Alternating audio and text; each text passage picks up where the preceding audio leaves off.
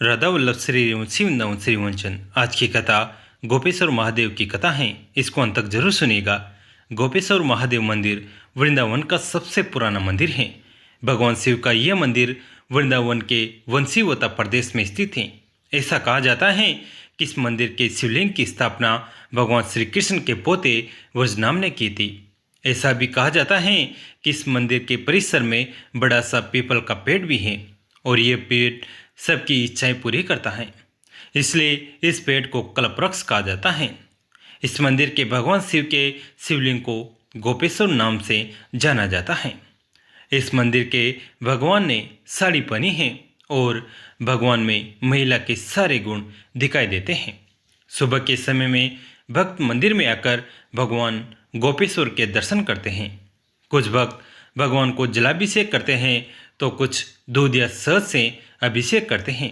ऐसा कहा जाता है कि इस मंदिर में भगवान के दर्शन करने के बाद में भक्त के सारे दुख दर्द खत्म हो जाते हैं और उसे आनंद का अनुभव होता है। गोपेश्वर महादेव मंदिर के पीछे भी एक बड़ी पुरानी कहानी छिपी है। ऐसा कहा जाता है एक बार भगवान श्री कृष्ण वृंदावन में यमुना नदी के किनारे महाराज रचने वाले थे और उस समय शांत रात्रि का समय था। इस रासलीला के देखने के लिए भगवान शिव और माता पार्वती काफ़ी उत्सुक थी, लेकिन जहाँ पर यह रासलीला होने वाली थी वहाँ पर अकेले भगवान श्री कृष्ण को छोड़कर कोई अन्य पुरुष जा नहीं सकता था। माता पार्वती को रासलीला देखने के लिए बड़ी आसानी से अनुमति मिल गई थी, लेकिन भगवान शिव को रासलीला देखने के लिए अंदर आने नहीं दिया। इस रासलीला की देवी राधा को प्रसन्न करने के लिए केवल भगवान कृष्ण ये रासलीला करने वाले थे, उन्हें अपना मित्र बनाने वाले थे।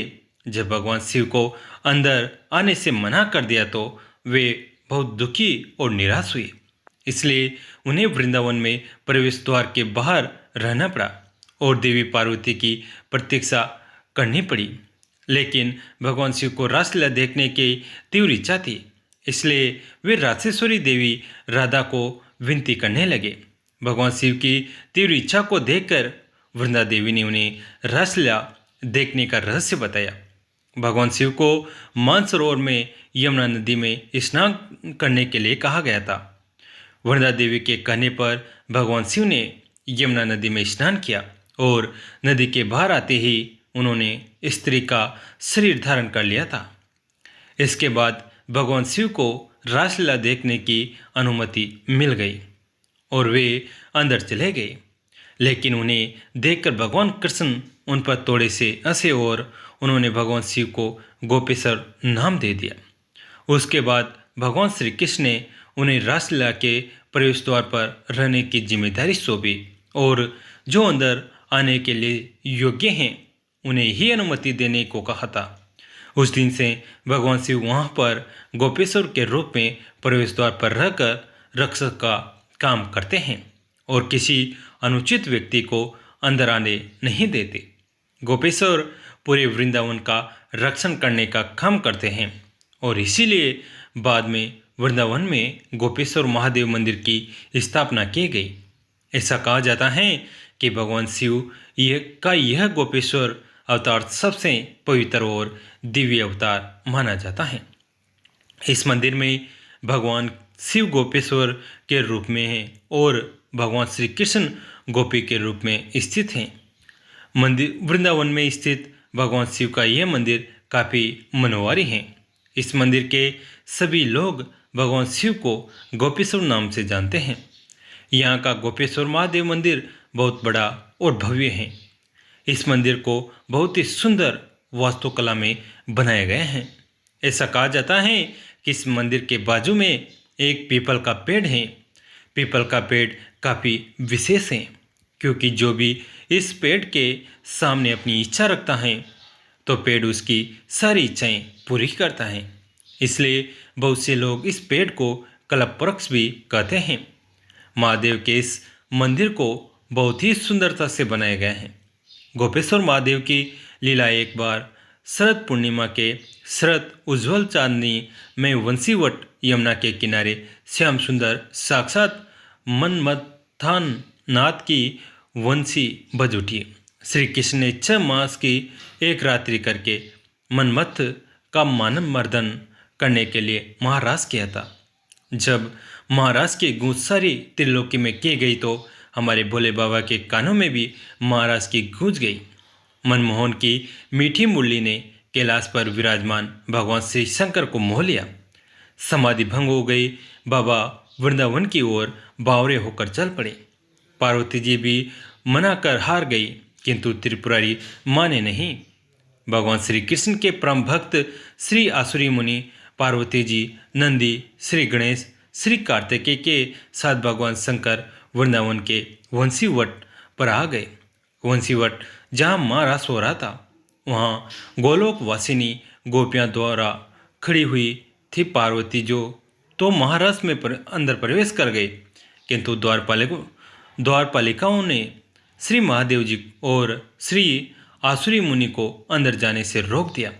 बोली, श्रेष्ठ जनों, श्री कृष्ण के अतिरिक्त अन्य कोई पुरुष इस एकांत महाराज में प्रवेश नहीं कर सकता। श्री शिव जी बोले, देवियों, हमें भी श्री राधा कृष्ण के दर्शनों की लालसा है, अतः आप ही लोग कोई उपाय बताइए जिससे कि हम महाराज के दर्शन पा सकें। ललिता नामक सखी बोली, यदि आप महाराज देखना चाहते हैं तो गोपी बन जाइए। मानसरोवर में स्नान कर गोपी का रूप धारण करके महाराज में प्रवेश हुआ जा सकता है। फिर क्या था, भगवान शिव अर्धनारीश्वर से पूरे नारी रूप बन गए। श्री यमुना जी ने षोडश श्रृंगार कर दिया, जो सुंदर बिंदी, चूड़ी, नूपुर, ओढ़नी और ऊपर से एक हाथ का घूंघट भी भगवान शिव का कर दिया। साथ में युगल मंत्र का उपदेश भगवान शिव के कान में किया है। प्रसन्न मन से वे गोपी वेश में महाराज में प्रवेश कर गए। श्री शिव जी मोहिनी वेश में मोहन की रासस्थली में गोपियों के साथ मंडल में मिलकर अतृप्त नेत्रों से विश्व मोहन की रूप माधुरी का पान करने लगे। नटवर वेशधारी श्री रास विहारी रासेश्वरी रसमयी श्री राधा जी एवं गोपियों को नृत्य एवं रास करते हुए देख नटराज भोलेनाथ भी स्वयं तथैया कर नाच उठे। मोहन ने ऐसी मोहिनी बंसी बजाए कि शुद्धि बुद्धि भूल गए। भोलेनाथ, बनवारी से क्या कुछ छुपा है।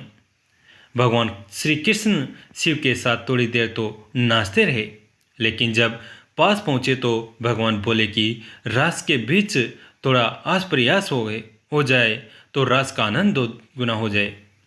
भगवान बोले कि अरे गोपियों, तुम मेरे साथ कितनी देर से नृत्य कर रही हो, लेकिन मैंने तुम्हारा चेहरा देखा ही नहीं है, क्योंकि कुछ गोपियाँ घूंघट में भी हैं। गोपियाँ बोली कि प्यारे, आपसे क्या छुपा है, आप देख लो हमारा चेहरा। लेकिन जब भगवान शंकर ने सुना तो भगवान शंकर बोले कि ये कन्हैया को रास के बीच क्या सूझा, अच्छा भला रास चल रहा था, मुख देखने की क्या जरूरत। भगवान श्री कृष्ण बोले कि गोपियों, तुम सब लाइन लगाकर खड़ी हो जाओ और मैं सबका नंबर से दर्शन करूंगा। भगवान शिव बोले, अब तो काम बन गया, लाखों करोड़ों गोपियां हैं, मैं सबसे अंत में जाकर खड़ा हो जाऊंगा। कन्हैया मुख देखते देखते थक जाएगा और मेरा नंबर भी नहीं आएगा। सभी गोपियां एक लाइन में खड़ी हो गई और अंत में भगवान शिव खड़े हो गए। जो कन्हैया की दृष्टि अंत में पड़ी तो कन्हैया बोले, नंबर इधर से शुरू नहीं होगा, नंबर उधर से शुरू होगा। भगवान शिव बोले कि यह तो मेरा ही नंबर आया। भगवान शिव दौड़कर दूसरी ओर जाने लगे तो भगवान श्री कृष्ण गोपियों से बोले, गोपियों, पीछे किसी गोपी का मैं मुख दर्शन करूंगा, पहले इस गोपी का मुख दर्शन करूंगा जो मुख दिखाने में इतनी लाज शर्म कर रही हैं। इतना कहकर भगवान श्री कृष्ण दौड़े और दौड़कर भगवान शिव को पकड़ लिया और घूंघट ऊपर किया और कहा, आओ गोपीश्वर आओ, आपकी जय हो। बोले गोपेश्वर महादेव की जय हो, भगवान शंकर की जय हो। श्री राधा आदि गोपेश्वर महादेव के मोहिनी गोपी के रूप को देखकर आश्चर्य में पड़ गए। तब श्री कृष्ण ने कहा, राधे, ये कोई गोपी नहीं है, ये तो साक्षात भगवान शंकर हैं। हमारे महाराज के दर्शन के लिए इन्होंने गोपी का रूप धारण किया है। तब श्री राधा कृष्ण ने हंसते हुए शिव जी से पूछा, भगवान, आपने ये गोपी वेश क्यों बनाया? भगवान शंकर बोले, प्रभु, आपकी ये दिव्य रसमय प्रेम लीला महाराज देखने के लिए गोपी रूप धारण किया है। इस पर प्रसन्न होकर श्री राधा जी ने श्री महादेव जी से वर मांगने को कहा तो श्री शिव जी ने ये वर मांगा, हम चाहते हैं कि यहाँ आप दोनों के चरण कमलों में सदा ही हमारा वास हो। आप दोनों के चरण कमलों के बिना हम कहीं अन्यत्र वास करना नहीं चाहते हैं। इसके बाद सुंदर महारास हुआ है। भगवान श्री कृष्ण ने कथक नृत्य किया है और भगवान शिव ने तांडव, जिसका वर्णन अगर माँ सरस्वती भी करना चाहे तो नहीं कर सकती हैं। खूब आनंद आया है। भगवान श्री कृष्ण ने ब्रह्मा की एक रात्रि ले ली है, लेकिन गोपियाँ इसे समझ नहीं पाई। केवल अपनी गोपियों के प्रेम के कारण श्री कृष्ण ने रात्रि को बढ़ाकर इतना देर कर दिया। गोपियों ने एक रात कृष्ण के साथ अपने प्राण प्रिय पति के रूप में बिताई है, लेकिन यह कोई साधारण बार रात नहीं थी। ब्रह्मा की रात्रि थी और लाखों वर्ष तक चलती रही। आज भी वृंदावन में निधिवन में प्रतिदिन भगवान श्री कृष्ण रास करते हैं। श्री कृष्ण के लिए सब कुछ करना संभव है, क्योंकि वो भगवान हैं। इस प्रकार भगवान ने महारास लीला को किया है। सुखदेव जी महाराज परीक्षित से कहते हैं, राजन, जो इस कथा को सुनता है उसे भगवान के रसमय स्वरूप का दर्शन होता है। उसके अंदर से काम हटकर श्याम के प्रति प्रेम जागृत होता है और उसका हृदय रोग भी ठीक होता है। रास पंचाध्याय का आखिरी श्लोक इस बात की पुष्टि भी करता है। विक्रीडित व्रत वधु श्रीधम च विष्णु श्रद्धाविंतो अनुयाद थर्णवे ये भक्तिम पराम भगवती प्रतिलभे काम हृदोगमाशरुयिनो ते चीर्णेम धीर।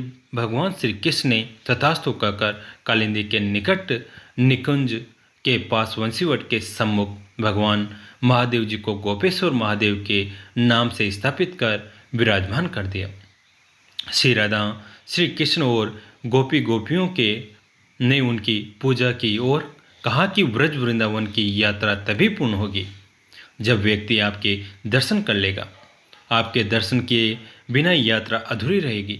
भगवान शंकर वृंदावन में आज भी गोपेश्वर महादेव के रूप में विराजमान हैं और भक्तों को अपने दिव्य गोपी वेश में दर्शन दे रहे हैं। गर्भगृह के बाहर पार्वती जी, श्री गणेश जी, श्री नंदी विराजमान हैं। आज भी संध्या के समय भगवान का गोपी वेश में दिव्य श्रृंगार होता है। कैसी लगी आज की कथा? अगर अच्छी लगी तो इसे अपने दोस्तों के साथ, फैमिली के साथ शेयर जरूर करें। कहानी अंत तक सुनने के लिए आप सभी का तहे दिल से धन्यवाद।